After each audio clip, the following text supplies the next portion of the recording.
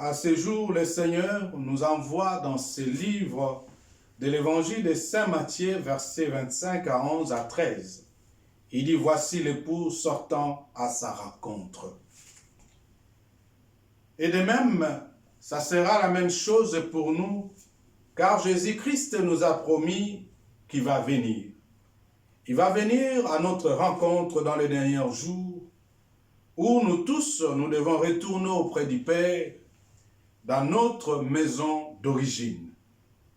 L'évangile de Saint Matthieu nous parle aujourd'hui de cette parabole, de ces 10 demoiselles d'honneur et de la noce céleste et les talents et enfin le jugement dernier. Nous ne connaissons bien cet récit de ces jeunes filles et ces jeunes filles insensées, insouciantes, qui avaient pris leur lampe sans préparer d'huile.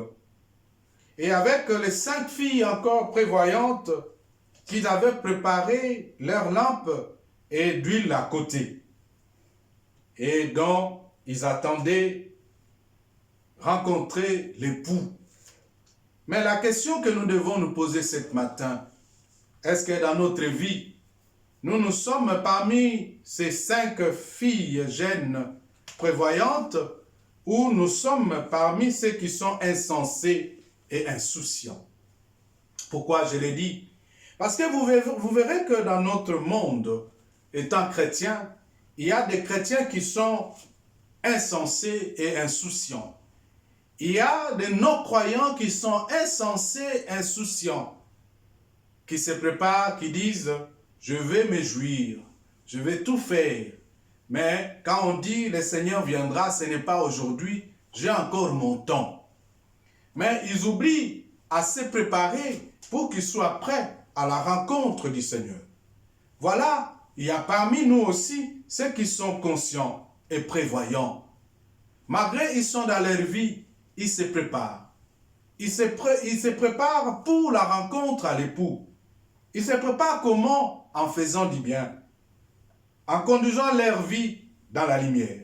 Vous verrez que dans cet évangile, on nous parle à un certain moment que quand ils attendaient l'époux et l'époux tardait à arriver, toutes ces femmes, ils étaient endormis. Et c'est de la même chose que dans notre monde actuel. Nous sommes endormis. Nous sommes endormis par l'Internet. Nous sommes endormis par l'évolution de la mondialisation. Nous sommes endormis par plusieurs types d'événements que nous vivons. Nous sommes endormis parce que, avec certaines fois de films que nous regardons, nous arrivons même au point de dire que Dieu ne viendra pas aujourd'hui, le moment n'est pas encore prêt. Nous disons des fois Dieu n'existe pas. Nous disons des fois toutes ces choses ne sont pas vraies. Nous sommes endormis dans notre vie étant chrétiens, dans notre vie à la recherche de la voix de Dieu. Nous nous sommes endormis dans notre manière de vivre. Nous nous sommes endormis parce que nous avons abandonné notre vie de prière, notre vie de la recherche de la nouvelle voix de la parole de Dieu. Et par surprise, dans cet évangile, on nous montre, et voici l'époux qui arrive. Et quand ils ont entendu la voix, que l'époux va entrer, tous ces filles se sont mis debout. Ils ont commencé à préparer leur lampe pour qu'ils puissent éclairer. Et à ce moment, il y a eu les 5 insouciantes. Ils se sont rendus compte que quand ils dormaient, les huiles qui étaient dans leur lampe commençaient à diminuer. Et ils se sont dit, sans ces huiles, nous ne serons pas capables d'être prêts quand l'époux viendra. Ils ont essayé de demander aux filles sensées, prévoyantes, les filles sensées qui disaient, non, le peu que nous avons, ça suffit rien que pour nous. Vous devez aller chez les marchands, aller acheter. Mais pour nous, qu'est-ce que cela veut dire cet évangile ce matin sur ces points?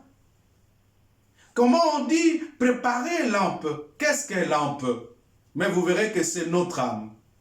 Qu'est-ce que d'huile? C'est la prière, c'est la présence du Saint-Esprit permanent dans notre vie. C'est la sanctification, c'est la purification. Et je pense que tu risques aussi au moment que le Seigneur viendra te dire que je suis prêt maintenant. Tu commences à préparer ton lampe, mais il n'y a pas d'huile que tu dois promouvoir pour que la lampe puisse demeurer éclairée. Et dès qu'ils sont sortis, la Bible nous dit, l'époux est entré. Et les 5 prévoyants sont entrés avec lui. Et les insensés, quand ils sont venus en toquant, époux, ouvrez-nous, l'époux qui leur dit, Amen, je ne vous reconnais pas. Et Jésus nous dit, nous devons veiller, car nous ne connaissons pas le jour ni l'heure de sa venue. Bien-aimé, chaque jour, tu dois faire un examen de conscience dans ta vie. Chaque matin, tu dois te réveiller en se posant cette question. Est-ce que je suis prêt? Si le Messie vient aujourd'hui, je suis prêt à aller vers lui. Je suis prêt à aller à sa rencontre. Je suis prêt à aller à sa noce. Sans doute, quelque part, nous est-il, avons-nous entendu d'être chrétiens? Des fois, nous nous disons, être chrétien, c'est être gentil, savoir partager. Nous disons aussi être chrétien, c'est être prévoyante, prévoyante, d'être prêt à préparer nos âmes quand le Seigneur viendra. Oui, bien sûr, tout cela, c'est très bon. Mais le test de ce discours, ce n'est pas un discours de réalisme ou un discours de moraliste. Mais ce discours d'aujourd'hui, de cet évangile, doit nous rappeler qu'il y a certaines choses qui ne sont pas, et ce sont certaines choses qu'on ne doit jamais partager par rapport à l'amitié vis-à-vis de Jésus-Christ. Parce qu'il y a des choses qui sont sacrées, il y a des choses qui sont pour nous. C'est à travers notre relation personnelle avec Jésus. Et, bien-aimés dans le Seigneur, quelles sont ces choses dont je vais partager avec vous?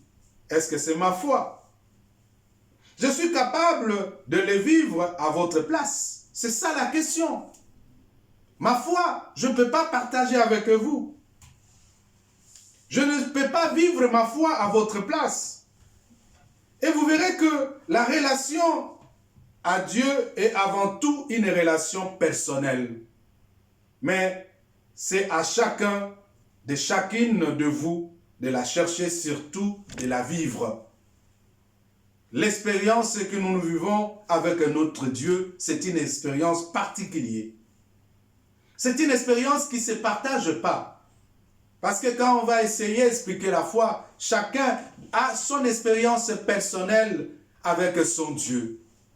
Avec son parcours, son cheminement avec ses dieux. Tu ne peux pas me demander de te prêter ma foi. Or, c'est une chose que je ne peux pas te prêter. Il y a ceux qui prient beaucoup, il y a ceux qui prient moins. Il y a ceux qui sont attachés avec Dieu et il y a ceux qui ne sont pas attachés très longtemps avec Dieu. Nous devons comprendre aussi, si le Seigneur nous parle aujourd'hui de cela, c'est parce que le royaume des cieux est comparé aussi comme ces 10 jeunes filles. Dans Matthieu nous dit, discrètement et magnifiquement, Jésus laissait entrevoir une complète, laissant le mystère de l'amour fou de Dieu rejoindre votre cœur profond, bien-aimés. Ne vous dispersez plus dans des sphères de futilité, à la recherche de n'importe quoi qui va nous amener nulle part. Et nous devons permettre à notre silence intérieur d'établir en nous une écueil, une présence et de nous tenir avec notre Dieu. C'est notre Dieu qui est veillant et mente face à elle. Nous devons être comme ces 5 demoiselles qui dormaient, mais dans leur cœur, ils veillaient. Jésus nous dit, veillez aussi car votre ennemi est proche. Comment nous devons-ils veiller? Nous devons veiller dans la prière. Nous devons veiller dans de bonnes œuvres. Nous devons veiller dans des actes d'amour. Nous devons chercher aussi à devenir comme ces 5 femmes, sages, dont ils ont allumé leur lampe des yeux quand la nuit retentit des cris. Ils étaient prêts. Leur lampe, quand on parle des yeux, ce n'est pas les yeux de nos corps, mais les yeux de l'esprit. Ils ont regardé leur regard atteint quand en découvrant au très profond de leur être la présence de celui qui nous regarde, que nous aimons tant. Tant que nous nous gardons et veillons dans la prière, la présence de Dieu dans notre vie, nous aurons assez d'huile pour alimenter le feu de notre amour et nous rejoindre dans la venue de l'époux. Ce regard qui nous permet de saisir secrètement la vie profonde dont la Bible nous parle dans le livre de la sagesse, chapitre 6, versets 12 à 13. Nous dit, la sagesse est resplendissante et se reflète pas et se laisse aisément contempler par ceux qui aiment et se laisse trouver par ceux qui les cherchent et dévance leurs désirs en faisant connaître la première.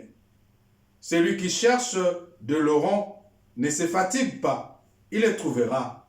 Assise à sa porte, pensez à elle et à la perfection d'un discernement. Celui qui veille à cause d'elle sera bientôt délivré de ses soucis. Elle va et vit à la recherche de ceux qui sont dignes d'elle. Au détournement des sentiers, elle leur apparaît avec un visage souriant.